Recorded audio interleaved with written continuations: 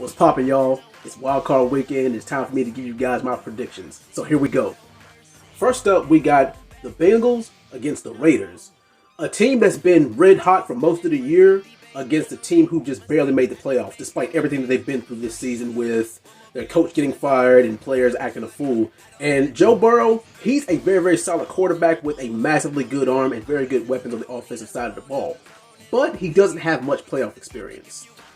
Unfortunately, I'm actually going to have to pick the safe route here. Give me the Bengals over the Raiders 31-27.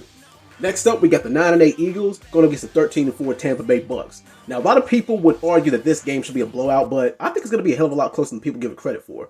But I feel like that the only way that the Eagles can come out on top with this one is they're going to have to keep Tom Brady on that bench for as long as possible. They can't give him time to warm up. They can't give him or the offense any kind of momentum, which means that that defense is going to have to play lights out, and they're going to have to play a slow, grindy offensive game, which Jalen Hurts in the running game really isn't really up to.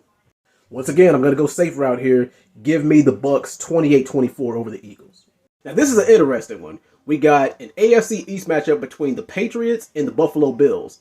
Now, this one really could go either way, especially seeing as how, for a better part of the decade, the Patriots have had the Bills' number. But no. They got him a weapon, Josh Allen. And I feel like that's going to be the X factor. And the thing is, it could be their biggest weakness too. I feel like the Bills are either going to live by Josh Allen or die by Josh Allen.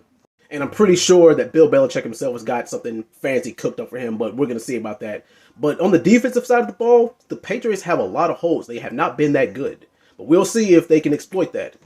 Go ahead and give me the Buffalo Bills in this game, 24-23 over the Patriots.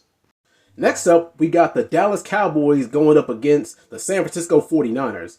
Now, this one is a weird matchup to me, especially since these teams haven't faced off in quite some time. But I'm actually going to call this one my very first upset.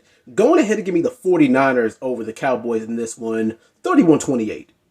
Next up, we got the Kansas City Chiefs at home against the Pittsburgh Steelers. Now, a lot of people would argue that this game should be a blowout and that the Steelers shouldn't even be here, myself included. Hopefully they prove me wrong, but we'll see.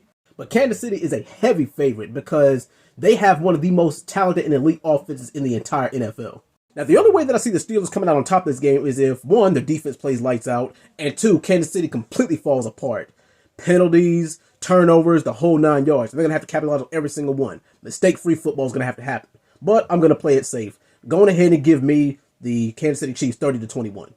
Last but not least, I'm going to give you guys another underdog pick between the Rams and Cardinals. Going ahead and give me the Cardinals in this one, 27-24. Who you guys got for your picks?